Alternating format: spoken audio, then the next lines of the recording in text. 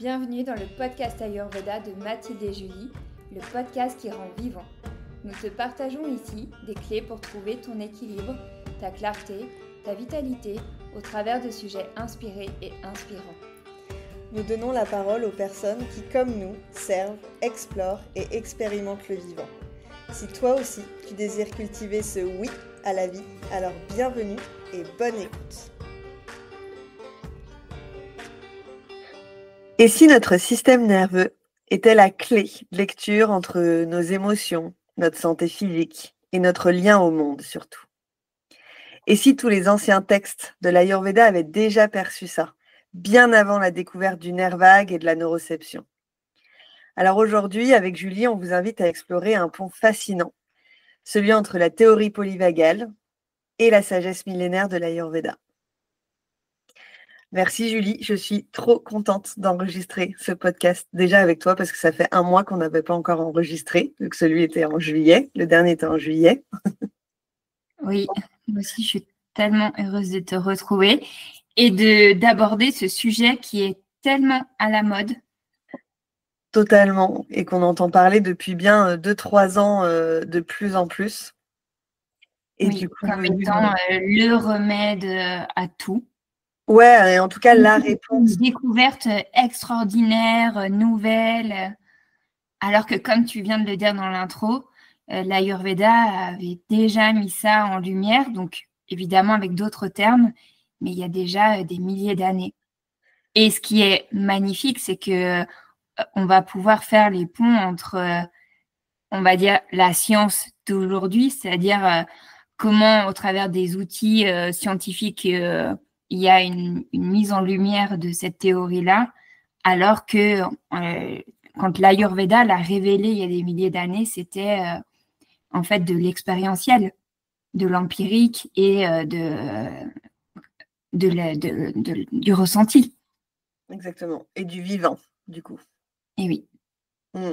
Alors, est-ce que tu peux nous expliquer déjà ce qu'est un petit peu la théorie polyvagale? Alors, avant peut-être de décrire ce que c'est la théorie polyvagale, on va peut-être parler un petit peu du fonctionnement du système nerveux, juste pour qu'on puisse parler un peu de tous la même langue. Je vais faire assez succinct rapidement pour qu'on puisse avoir une compréhension. Mais déjà, en fait, ce qu'il faut savoir, c'est que dans le système nerveux, on a 2 branches. On a le système nerveux autonome. Donc, autonome pour celui qui est autonome, qui ne dépend pas de notre volonté. Par exemple, c'est tout ce qui régit nos battements cardiaques. C'est pas nous qui décidons que notre cœur bat. Donc voilà, donc c'est toutes ces choses-là qui sont encodées à l'intérieur de nous et qui sont complètement indépendants de notre volonté. Et c'est là où la théorie polyvagale, elle va venir avoir un rôle central. Et dans ce fonctionnement du système nerveux, on dit qu'il y a 2 fonctionnements. Il y a le système sympathique et le système parasympathique. Le système sympathique, lui, c'est celui qui, on dit, active le combat, la fuite, quand on vit quelque chose qui est considéré comme dangereux. Le corps, instinctivement, va déclencher le système sympathique, c'est-à-dire qu'il va préparer le corps à réagir au stress. Par exemple, vous êtes en train de conduire, tout va bien, et en fait, d'un seul coup, il y a un vélo qui débarque de nulle part, hop, vous allez freiner d'un seul coup, et en fait, c'est le système sympathique qui s'active, vous freinez, et puis en fait, vous avez le cœur qui bat parce que vous avez eu peur, tout va bien, vous repartez. Si le fonctionnement du corps et du système nerveux fonctionne bien, vous redescendez, vous repartez ce qu'on appelle en parasympathique. Le parasympathique, c'est quoi? C'est le mode du repos et de la digestion. Donc, c'est celui qui permet de se calmer, de se poser. C'est celui qui va ralentir les rythmes du corps, remettre la fréquence cardiaque à la normale. Et c'est celui, du coup, qui va permettre d'augmenter la digestion et de favoriser la détente. Et en fait, je fais vraiment ce lien parce qu'on va en reparler tout à l'heure, mais dans le système sympathique, quand on est dans cette action de peur, de gestion du stress là d'un seul coup, la digestion, elle se met pas au repos, mais en fait, c'est comme si on baissait la flamme de notre Agni, elle se mettait au minimum pour qu'en fait, ce feu, il agisse sur les autres plans pour se mettre en alerte pour se mettre en sécurité. Et à l'inverse, quand on est en parasympathique, quand on peut se reposer, et ben c'est là où la flamme, notre Agni, notre feu digestif, la flamme, on peut l'augmenter, comme si, hop, elle réaugmentait, parce que là, elle a ses pleins pouvoirs et oui, elle est à son plus gros potentiel. Et c'est ça, en fait, la théorie polyvagale, c'est comment est-ce que notre système nerveux, il fonctionne entre ce système sympathique et ce système parasympathique. Et en fait, aujourd'hui, alors je n'ai pas fait d'études, mais je dirais jusqu'à 95% de la population, entre 90 et 95% de la population, passe leur vie en sympathique. C'est-à-dire que comme je vous donnais l'exemple tout à l'heure il y a un vélo qui passe, vous êtes en train de conduire et d'un seul coup, vous coupez la souffle, vous avez le cœur qui bat à 100 etc. C'est comme si la plupart des personnes n'arrivaient plus à redescendre. C'est-à-dire qu'on est dans cette forme d'hyper-vigilance constante qui fait que quoi? Le corps, il est épuisé, ce qui génère les fatigues chroniques, qui fait que du coup, le mental, il va énormément s'activer parce qu'en fait, le mental, il s'active. Pourquoi? Parce que le corps se sent en insécurité. Donc, le mental, il va toujours vouloir trouver une solution pour se sentir en sécurité. Et du coup, tous les systèmes vitaux se mettent en réduction, juste ce qu'il faut pour survivre là à l'instant T. Le problème étant, c'est que si ça reste dans une forme de continuité trop longue, eh ben c'est là où les pathologies arrivent et c'est là où on va retrouver tous les maux du quotidien qu'on retrouve ces dernières années, qui sont les problèmes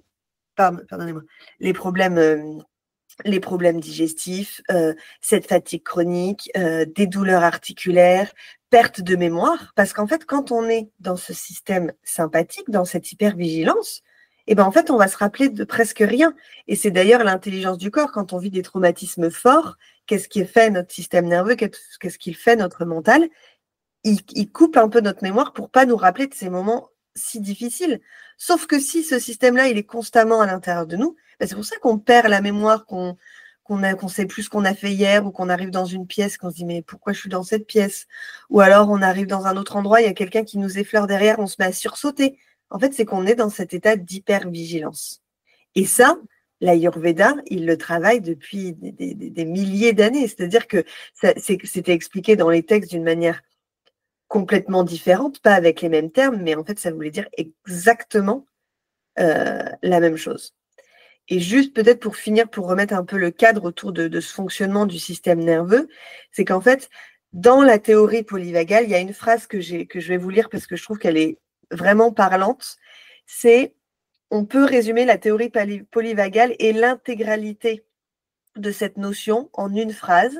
Et cette phrase, c'est: le degré de sécurité que nous ressentons est crucial pour notre santé physique et mentale et pour notre bonheur. Et en fait, c'est ça, la clé, c'est quoi? C'est cette notion de sécurité. Est-ce que je me sens en sécurité à l'intérieur de moi, à l'intérieur de mon corps, à l'intérieur de mon mental, à l'intérieur de mon âme? Et est-ce que je me sens en sécurité dans l'environnement dans lequel je vis? Et on sait bien qu'aujourd'hui, avec l'actualité, avec tout ce qui se passe, déjà, on est dans un système où il y a déjà une notion d'insécurité qui domine. Voilà, un petit peu pour reposer le cadre. Mais je trouve ça tellement passionnant que je pourrais en parler des heures. Ça l'est. Et effectivement, en plus, l'Ayurveda, c'est vraiment la connaissance de la vie. Et donc, la connaissance de la vie, c'est la connaissance de la vie en soi et de son fonctionnement. Et donc là, on est au cœur, en fait, de la connaissance de cette vie à l'intérieur de nous et de ce qui régit cette vie. Parce que là, on se rend bien compte qu'il y a dans cette intelligence innée d'autorégulation une capacité à se protéger et derrière, en fait, à avoir un discernement instinctif par le sympathique et le parasympathique de à quel moment est-ce que je dois réagir, être en réaction pour me protéger et à quel moment est-ce que je peux simplement aussi me laisser porter et être dans une action qui découle en fait d'un acte de conscience. Et ça, c'est magnifique parce que, comme tu l'as très bien dit, on se rend bien compte qu'on est, pour la majorité d'entre nous, dans un mode de survie qui est quotidien et qu'en fait, on s'en rend même plus compte et qu'on est dans un fonctionnement de réactivité permanente. Et je pousserais même le vice plus loin, c'est-à-dire qu'aujourd'hui, comme la plupart des personnes vivent dans cette notion du sympathique, de ce système d'alerte, dès qu'on va leur proposer une forme de détente, c'est-à-dire de repasser à cet état de parasympathique, c'est là où le corps se sent en danger. Parce que pour eux, comme ils se sentent en danger, si on les met en relaxation profonde, bah, c'est pas possible parce que c'est là où ils sont en danger. Ça veut dire qu'ils baissent tous les écouteurs qui leur permettent de vérifier que tout va bien. Et donc, du coup, c'est pour ça que c'est hyper important de comprendre que par rapport à ces symptômes-là, il y a cette notion un peu de base de pouvoir remettre de la sécurité. Sinon, vous pourrez prendre toutes les plantes que vous voulez.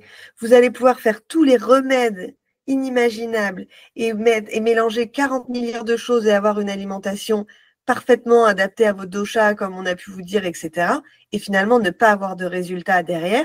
Pourquoi? Parce que tant que vous ne vous sentez pas en sécurité, mais avec toutes ces différentes formes de sécurité, bah en fait, le corps, il ne peut pas se mettre en état de relaxation, de relâchement pour pouvoir intégrer. Parce que quand on est dans ce système sympathique, il n'y a aucune intégration qui se fait.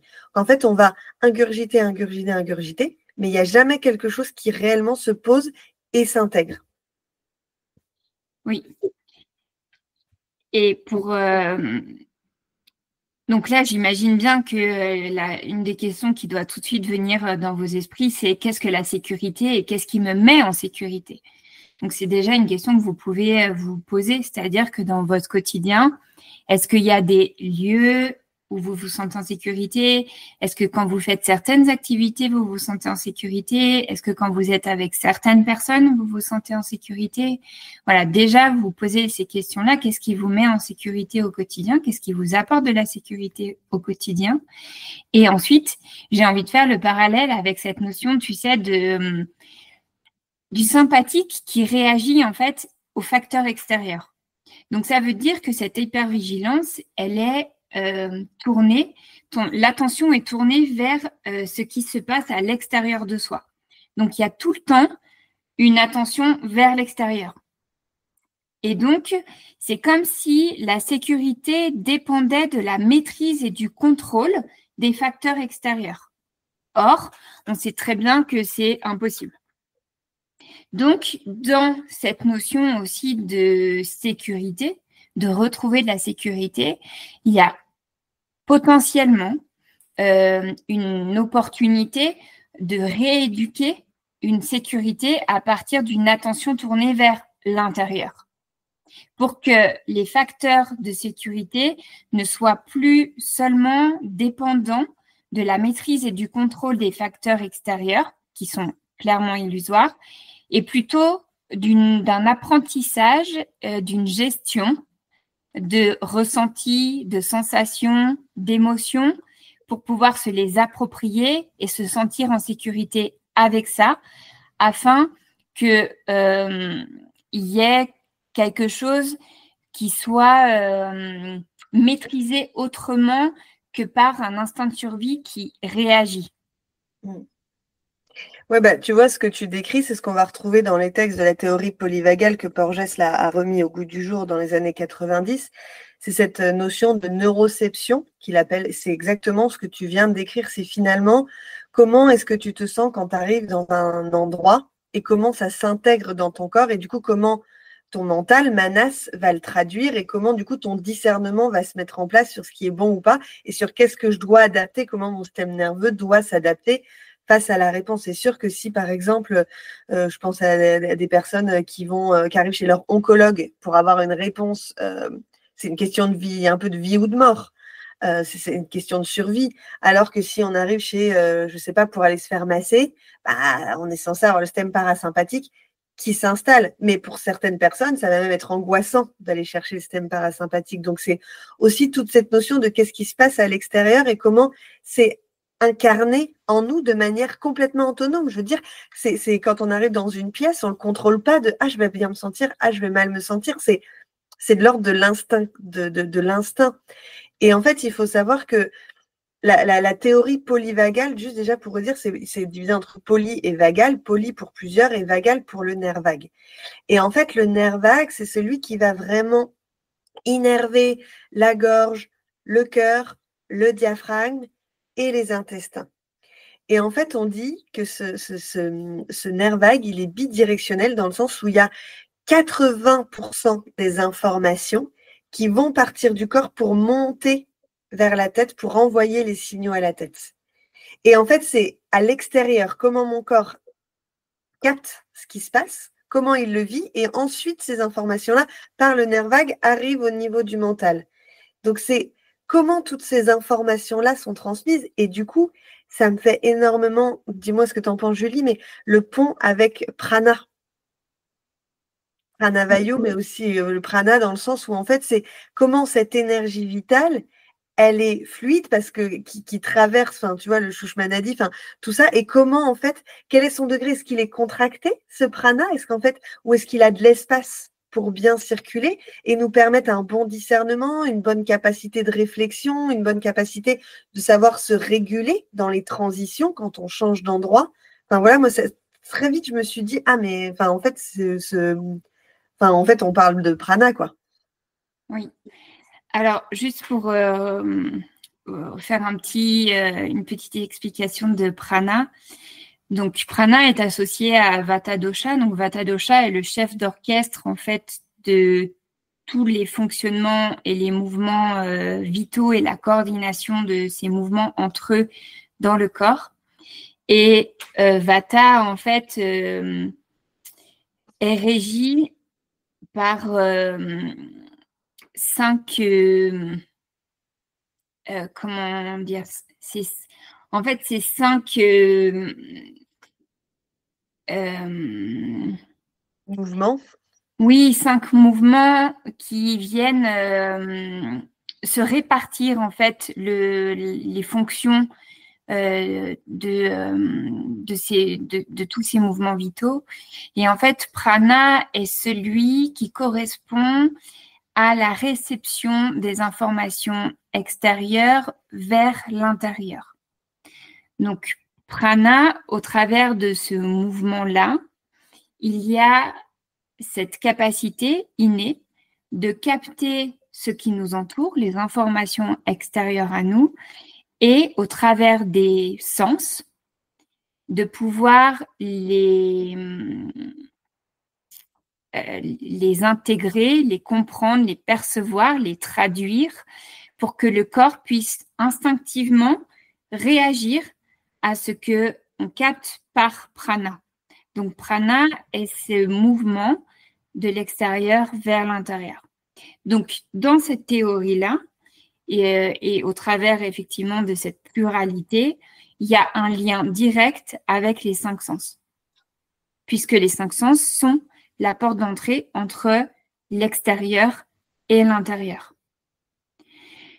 Donc, dans cette notion de prana, il y a comment est-ce que je perçois les informations au travers de mes sens. Et du coup, ça me permet de vous rendre compte que cette hypervigilance, elle est déposée sur ces 5 sens qui sont là pour nous protéger. Parce que, je ne sais pas, si par exemple il y a un incendie, vous allez sentir de la fumée instinctivement par cette réception d'informations par l'odorat. Votre corps sait qu'il est en danger, hop, il y a une réaction. Et ça, c'est par ce biais de prana dans lequel on retrouve ces 5 sens. Et là, ce qui est intéressant, c'est de regarder chez vous, justement, dans cette hypervigilance, votre manière à vous de recevoir les informations extérieures et du coup, comment elles impactent votre corps et à quel endroit est-ce que vous les ressentez. Parce que du coup, c'est ce que tu viens de dire. Comme le nerf vague, il innerve de la tête jusqu'au ventre, selon les personnes, vous allez pouvoir ressentir justement ces informations extérieures. Elles vont à l'intérieur de votre corps se traduire à un endroit spécifique. Et c'est pour ça qu'en Ayurveda, on dit que le ventre est le premier cerveau, parce qu'en général, dès lors qu'il y a une forme d'insécurité constante, prana va, ce que vous allez capter par le biais de prana va se traduire à un endroit, dans le cœur. Et souvent, c'est cœur, plexus, ventre. Et majoritairement ventre. Et donc, derrière, ça se retraduit évidemment dans le mental par une interprétation, une analyse, une mise en action, etc. Donc là, ce qui est intéressant, c'est de ressentir comment est-ce que vous percevez, par quel biais, par quel sens vous percevez ces informations extérieures, où est-ce qu'elles se traduisent dans votre corps et par quel type de sensation et par quel type d'émotion. Et derrière, qu'est-ce que ça déclenche comme comportement, comme pensée, comme fonctionnement qui vous amène à peut-être agir plus vite que votre pensée et peut-être plus vite que la raison. Oui, c'est cette perte de discernement parce que quand on sent en insécurité, on va aller chercher à trouver une réponse tout de suite, rapide, dans l'instant T, là, pour pouvoir faire baisser cette tension. C'est quelque chose qui est complètement automatique. Et c'est pour ça qu'aujourd'hui, on trouve énormément de personnes qui veulent trouver la solution rapide, le produit miracle qui va te faire perdre 15 kilos en une semaine ou le médicament, la petite pilule qui va te permettre de redescendre en pression complètement ou de plus avoir mal au ventre. Parce qu'en fait, c'est cette insécurité qui te génère. C'est une réponse positive du corps qui veut absolument t'accompagner dans le oui, j'ai envie de t'accompagner à réguler. Mais du coup, quand on a le prisme de l'Ayurveda, c'est là où je trouve toute la beauté, c'est qu'en fait, ça dépend où est-ce qu'on regarde. Est-ce qu'on répond à cette insécurité ou est-ce qu'on répond à cette forme de reconstruction et de stabilité pour pouvoir permettre au corps de se sentir en sécurité et à partir de là, les actions et les réactions et les décisions seront prises du bon endroit et pas du mauvais endroit, c'est-à-dire qu'on ne répondra plus à la peur, même si des fois c'est primordial de répondre à la peur. Enfin, je veux dire, quand on vit une situation importante, ça fait partie de nous, en fait, c'est notre instinct animal. Mais c'est du coup, dans les thérapies, qu'elles soient physiques et psychiques, tant que cette notion de sécurité, elle n'est pas mise en place, j'ai envie de dire, il n'y a pas grand-chose qui peut aller derrière, concrètement, réellement s'installer dans la longueur, en fait. Et c'est ce qui fait que, par exemple, aujourd'hui, on va retrouver toutes ces formes de burn-out aussi, où en fait, c'est-à-dire que c'est des actions qui ont été mises en place par des formes d'insécurité, mais au fur et à mesure de cette accumulation, ça s'est aggravé, et si on n'en a pas pris soin, ça a débordé jusqu'au burn-out, à cette fatigue chronique énorme, et puis avec tous les symptômes qui puissent avoir. Et du coup, je trouve cette importance de savoir aussi de quel endroit ça part. Est-ce que ça part de notre insécurité ou pas? Parce que du coup, nos actions fait que du coup, au fur et à mesure de notre vie, font qu'on peut se décaler de qui on est, on peut se décaler de notre dharma, de ce pourquoi on est ici, parce qu'en fait, on n'est plus en lien avec notre âme, on est surtout en lien avec notre mental qui est déréglé. Et je trouve que c'est, juste pour faire une petite définition, mais entre Atma, l'âme, et Manas, le mental, Atma, il est dépourvu c'est vraiment la conscience universelle, on peut parler de la lumière, de la clarté, alors que Manas, lui, il va être sujet au changement.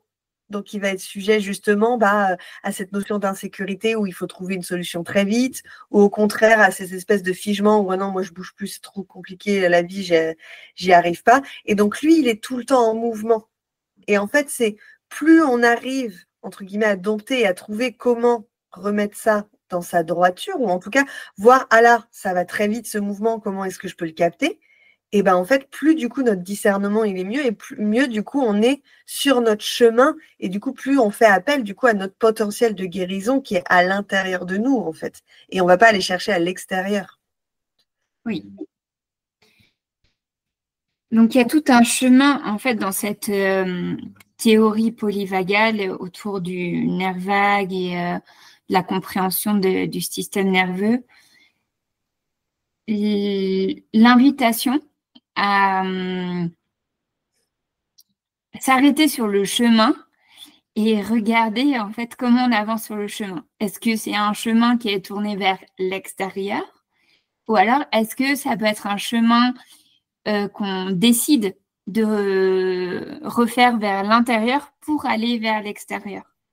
Et du coup, en complément de tout ce qui vient d'être dit, je pense que ça peut être très intéressant de vous donner peut-être des exemples. C'est-à-dire que quand vous êtes en sympathique, que vous êtes en hypervigilance, qu'il y a une insécurité constante, qui est consciente et ou inconsciente, hein, parce qu'en général, cette hypervigilance, elle est aussi inconsciente, puisqu'elle est une réaction qui est suite, en fait, à, en général, une accumulation d'épreuves, de situations dans lesquelles vous vous êtes vraiment senti en danger et que votre corps a assimilé comme une nécessité de se protéger en permanence. Donc là, ce qui est intéressant, c'est que vous pouvez en fait reconnaître que vous êtes dans une réaction et donc dans une hypervigilance et donc dans un système nerveux en sympathique avec des fonctionnements du type figement, fuite, évitement, tension. Ça peut être une digestion qui devient irrégulière. Ça peut être justement une perte de discernement, c'est-à-dire un peu une confusion, à ne plus trop savoir si je suis en sécurité ou pas en sécurité. Est-ce que je peux faire confiance? Est-ce que je peux pas faire confiance?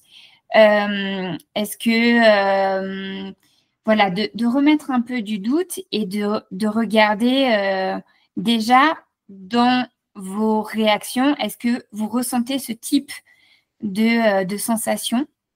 Et ça peut être déjà un premier niveau. Et après, évidemment, il y a d'autres niveaux du type dissociation, peut-être figement. Enfin, voilà, il y a d'autres stades qui sont plus importants parce que là, le danger est tellement important pour votre système qu'il trouve une solution pour vous protéger parce qu'il est incapable en fait de recevoir l'adrénaline qui est associée au stress.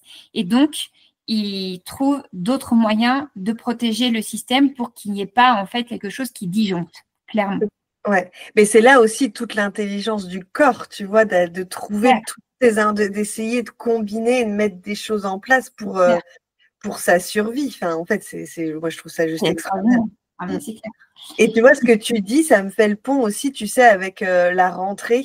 Tu sais, quand justement, on est censé, voilà, il y a eu l'été, on est pas mal sorti, on a été vers l'extérieur, où en fait, la rentrée au mois de septembre, c'est le moment où on est censé, je visualise ça un peu comme ça, mais rentrer dans le parasympathique, c'est-à-dire plus rentrer dans le mode repos, calme, etc. Et en fait, la vie fait qu'on va aller tout sauf dans le mode repos, mais plutôt dans l'activation plus du système nerveux, où il faut qu'on gère absolument tout, qu'il y a des milliards de choses à faire, que là, il y a plein de projets qui vont se mettre en place, etc. Et où du coup, on active encore plus notre nerf vague, et ce qui fait qu'on va engrainer encore plus notre système nerveux dans un état de fatigue, ce qui fait qu'au mois de novembre, tout le monde est à plat. Et qu'au mois de décembre, tout le monde tombe malade. Enfin, en fait, il y a vraiment quelque chose, parce qu'en fait, en fait, c'est comme si on passait notre temps à puiser dans des ressources sans jamais réellement les recharger. Oui. Et c'est ça aussi qui peut amener toutes ces formes de dépression hivernale. Ah bah, tout à fait, ouais. Oui, et puis toutes ces formes de transition aussi, où en fait, c'est vraiment…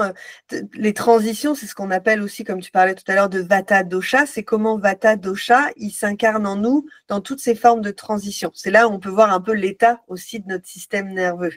Et en fait, ça peut être des petites transitions comme d'un seul coup, je sais pas, j'ai passé ma journée, puis la transition de je vais me coucher.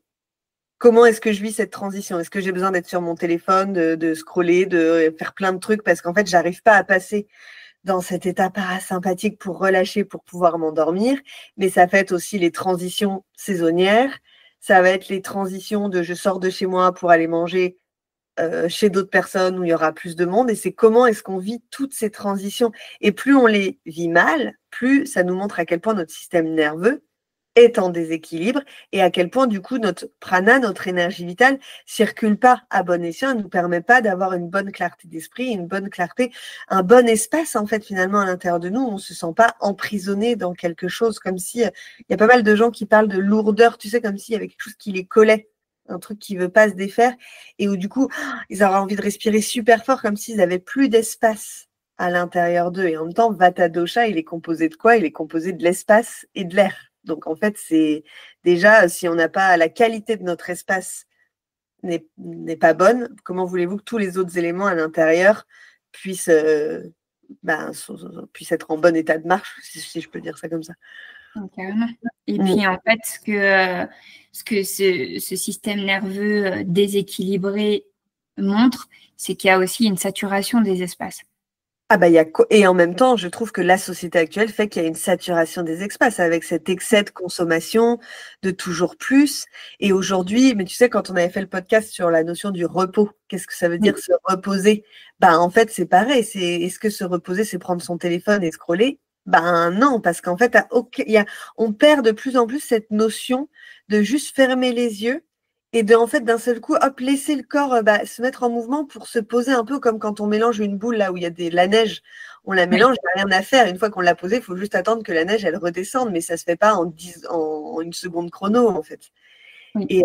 Et parfois, ça peut être juste ça, la méditation aussi. Vous n'êtes pas obligé de partir dans des trucs hyper compliqués. Ça peut juste déjà être 1 minute par jour, ce qui peut paraître énorme pour certaines personnes, mais en même temps, quand on voit le nombre d'heures qu'on passe sur nos téléphones ou toute autre chose, 1 minute de son temps tous les jours pour se poser et se poser la question de est-ce que ça bouge beaucoup à l'intérieur de moi, et finalement aussi, qu'est-ce que ça fait quand je suis dans le silence avec moi-même. Oui. Parce que c'est là où on voit l'état de notre système nerveux. Hein. C'est clair. Dès qu'il y a un espace vide, qu'est-ce qu'on a envie de faire tout de suite? Est-ce qu'on a envie de le remplir, ou alors est-ce que on est capable de rester tranquille avec, sans avoir besoin de optimiser le temps, de remplir l'espace et de faire autre chose? On revient avec cette notion de discernement, finalement, tu vois. Oui. Si ton système nerveux est en bon état, tu vas prendre des décisions pour ce qui est réellement profondément bon pour ton âme et pas quelque chose qui va répondre à cette forme d'état d'urgence. Et cette notion de sécurité, elle est juste, dans toutes les lectures que vous pourrez faire sur la théorie polyvagale ou quoi que ce soit, c'est cette fameuse question de la sécurité. Donc, quand vous êtes sur le chemin de la guérison, ou en tout cas de votre propre compréhension personnelle, la première des choses à mettre en place, c'est cette notion de sécurité. Où est-ce que je me sens en sécurité? Et il y a plein d'espaces de sécurité. C'est l'espace de sécurité, le lieu dans lequel vous êtes, mais avec vous-même, au niveau de votre mental. Est-ce qu'il y a un espace dans votre tête où vous vous sentez en sécurité? Dans votre corps, où est-ce qu'il y a un espace où vous pouvez vous déposer? Et puis, la Yoda, c'est le lien. Donc, avec qui vous vous sentez en sécurité aussi? Avec quelle personne vous vous sentez en sécurité? Mais l'idée, c'est qu'à partir du moment où votre sécurité intérieure, elle est installée, on n'a plus besoin d'aller chercher à l'extérieur la sécurité. Et c'est d'ailleurs ce qu'on peut retrouver aussi beaucoup dans des relations de couple, etc., où c'est compliqué, c'est que les autres vont chercher la sécurité chez l'autre. Et que quand il y a une séparation ou toute autre chose, du coup, il y a quelque chose qui s'écroule parce que la sécurité, elle est partie avec, en fait. Et c'est pour ça qu'il y a une nécessité absolue de rétablir sa relation à soi-même pour qu'on se sente en sécurité avec soi-même. Et cette sécurité, elle va dépendre de est-ce que je peux me faire confiance? Est-ce que je suis fiable vis-à-vis de moi-même? Donc, je suis fiable vis-à-vis de moi-même, c'est-à-dire que quand je décide quelque chose ou quand je m'engage à faire quelque chose, est-ce que je le fais ou est-ce que je le fais pas? Et ça, en fait, ce sont des expériences qui se répètent et que le corps mémorise. C'est ça qu'on appelle le discernement, en fait. C'est une succession d'expériences qui amènent à une mémorisation et où le corps va ranger ça me sécurise, ça me sécurise pas. Et du coup, dans cette situation-là, si je suis pas en sécurité, je dois réagir comme ça. Donc, en fait, toute cette notion de sécurité, elle dépend aussi de toute votre expérience et de ce que vous allez vivre dans l'expérience. Et ça, c'est vraiment nécessaire de rétablir votre relation à vous-même, donc dans une écoute et une observation, pour que vous puissiez revenir à ce qu'on a dit tout à l'heure, des sensations, des émotions, prendre soin de vos sens, parce que du coup, il y a aussi une possibilité de réguler un système nerveux par toutes les routines de nettoyage des sens, pour que justement tout ce qui est à l'extérieur soit moins hostile et que du coup, à l'intérieur de vous, vous puissiez retrouver de la confiance vis-à-vis de vous-même. Mm. Et bien sûr, que vous vous fassiez accompagner, parce qu'il y a un moment donné, quand on est pris dans cette hypervigilance, on a clairement aussi besoin souvent d'une personne extérieure pour nous accompagner et nous guider en fait sur ce chemin de la sécurité qui est aussi propre à chacun par rapport à votre propre histoire et par rapport du coup aux expériences que vous avez vécues dans votre histoire. Mm. Tout à fait. Mais tu vois, j'en reviens avec ce que tu dis, c'est que vraiment, dans cette notion de sécurité, parfois pour retrouver cette sécurité, vous allez devoir repasser par une grande forme d'insécurité. Oui. Et ça, c'est hyper important de le savoir. C'est pour ça que des fois, il y a des gens qui disent: ah ouais, mais moi, si j'avais su, j'aurais pas commencé à travailler sur moi parce que je me sens pas bien du tout. Mais en fait, c'est exactement cet espace-là. C'est quand il y a quelque chose qui a tellement été installé depuis longtemps que le corps, le système nerveux est persuadé que le système sympathique, celui de la fuite, de la réponse au stress immédiate, est installé, le corps pense, et le mental, tout notre fonctionnement est persuadé que c'est ça qui nous met en sécurité. Donc, quand on demande au corps de relâcher, c'est là où il va y avoir des tremblements, où il y a des gens, ils vont avoir envie de tout casser, de hurler ou quoi que ce soit, parce que du coup, c'est là où ils vont se sentir en insécurité. Et du coup, c'est comment est-ce qu'on arrive à passer de cet état à l'autre, parce qu'il n'y en a pas un mieux que l'autre, on a besoin de ces deux états pour vivre. Si on est toujours en parasympathique, c'est catastrophique, hein, parce que si on ne sait pas répondre au stress, la question de mort, elle peut être, enfin voilà, ça veut dire qu'il n'y a pas de réflexe, il n'y a pas de réaction. Donc c'est surtout quelle est cette capacité d'avoir ce lien entre de pouvoir faire ces allers-retours sans se sentir en insécurité dans les deux sens. Mais pour retrouver cette notion de sécurité, il faut repasser parfois par cette grosse forme d'insécurité. Je ne sais pas, peut-être que vous avez déjà vécu par exemple un massage où vous vous êtes dit: waouh, génial, ça va me détendre, super. Et en fait, plus vous faites masser, plus vous avez le mental qui s'active, plus vous allez vous dire: bon, quand est-ce que ça se termine en fait, ou quoi que ce soit. Ou alors vous allez vous mettre à parler avec la personne qui vous masse, parce que comme ça, vous remplissez un espace, ça vous permet de ne pas ressentir exactement ce qui se passe. Donc c'est vraiment comment on joue avec ces allers et retours et comment comprendre qu'il n'y en a pas un mieux que l'autre. L'idée, c'est la relation qu'il y a entre ces deux et entre ces deux, entre le sympathique, le parasympathique, entre vous, entre votre corps, entre votre âme, entre votre mental. C'est toutes ces dynamiques-là, en fait, qui sont importantes.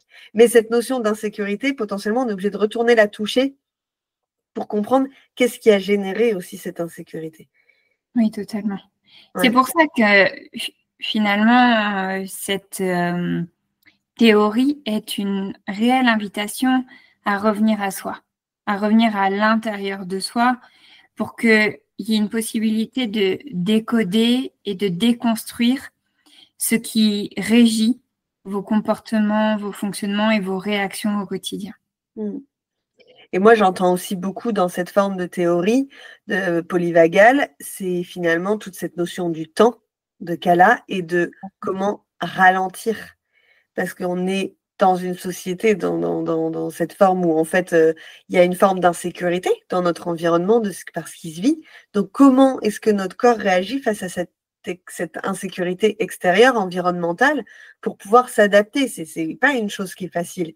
Et du coup, est-ce qu'on répond en faisant 10 milliards de choses en même temps, en étant: ah oui, alors tiens, je suis en train de faire à manger, puis il faut que j'aille faire ceci, puis du coup, ah oui, tiens, j'ai pas appelé un tel, ah oui, puis demain au travail, j'ai cette réunion qu'il faut absolument que je prépare, et où en fait, ça s'arrête jamais, ou est-ce qu'à un moment donné, juste je me pose, et est-ce que je suis en capacité, juste comme si j'avais un bouton volume pour diminuer, un peu pour demander à mon système nerveux de ralentir, et sinon, on est toujours dans cette forme d'accélération. On est en voiture, on est toujours en train de vouloir passer la 5e, la 6e pour toujours aller plus vite. Sauf qu'en général, il n'y a pas de 7e. On s'arrête à la 6e, quoi, quand on passe les vitesses. Oui. Donc, à un moment donné, si on veut aller plus vite que ce que la voiture est capable, Parfois, ça s'arrête. Voilà, on tombe en panne. Et c'est exactement ça. Oui, et c'est aussi ça qui peut amener au burn-out. C'est ça. Et autres mots sociétaux qu'on connaît bien autour de cette accumulation, cette saturation et en fait ce dépassement de rythme et de capacité à gérer et donc à digérer aussi. Exactement. Parce qu'on est dans cette hypervigilance nous amène à vivre dans la suradaptation constante et c'est extrêmement énergivore. Bah, de toute façon, on le voit bien. Oui. C'est fou quand tu demandes aux gens comment ils vont. La plupart vont te dire qu'ils sont fatigués, en fait. C'est clair. C'est quelque chose. Et puis, où les surrénales qui sécrètent la cortisol, l'hormone du stress, de l'inflammation, etc., elle est en constante suractivation, en fait. Donc, passionnant, quoi. Oui, passionnant. Donc, on peut conclure que prenez le temps d'observer vos réactions au quotidien. Cette vigilance et cette hypervigilance, de vous rebrancher à vous-même pour ressentir dans votre corps à quel endroit, quel type de sensation, quel type d'émotion. Et ensuite, que vous puissiez aussi peut-être identifier qu'est-ce qui vous met en sécurité et qui existe déjà dans votre vie et peut-être auquel vous pouvez vous rallier et vous relier peut-être encore plus souvent. Et en tout cas, dans les moments où vous vous sentez dépassé, que vous puissiez presque spontanément revenir en fait à ce qui vous met en sécurité et qui est disponible tout de suite. Et peut-être de regarder aussi par rapport à vos sens, comment vous les stimulez, surstimuler, non stimuler, pour que peut-être là aussi vous puissiez mettre des choses en place dans votre routine par rapport aux soins de vos sens, donc aussi bien vision que odorat, goût, toucher, tout ça. Voilà, et puis évidemment, il y a aussi la notion de respiration dont on n'a pas parlé et qui est aussi centrale dans cette approche-là du système nerveux. Donc, on vous laisse déjà avec tout ça. Je rajoute juste la voix aussi, le fait de chanter. Ça a un impact énorme sur le... alors, du coup, ça est en lien direct avec le souffle, mais voilà. Oui, totalement. Donc, chantez sous la douche, dans votre voiture. Avec les jambes Ah oui. Quand vous cuisinez, quand vous passez le balai ou l'aspirateur ou je ne sais quoi d'autre, la vaisselle. Et merci beaucoup pour votre écoute, pour vos présences. On en profite aussi pour vous dire qu'on a relancé les cures ayurvédiques automnales. Donc, on a 2 dates. On en a une fin octobre et une mi-novembre. Donc, si jamais ça vous intéresse, vous pouvez nous écrire directement et puis on vous donnera toutes les informations. Et d'ici là, on vous souhaite un beau mois d'août, sachant que nous sommes dans la transition saisonnière qui nous amène gentiment vers l'automne. Donc, prenez soin de vous, ralentissez. Oui. Faites-vous chanter. Danser aussi. C'est vrai qu'il y a aussi le mouvement pour réguler le mouvement. Ah bah totalement. Et on vous dit à très bientôt pour le prochain épisode. À très bientôt. Tu as aimé cet épisode ? Dis-nous en commentaire ce qui t'a plu. Puis, clique sur le 5 étoiles de ta plateforme d'écoute préférée, abonne-toi et fais-le voyager. Tu es curieux ? Découvre les packs Sommet Ayurveda qui contiennent des dizaines de contenus vidéo, audio et PDF. Disponibles sur notre site internet podcast-ayurveda.com. On se retrouve dans 15 jours pour un nouvel épisode.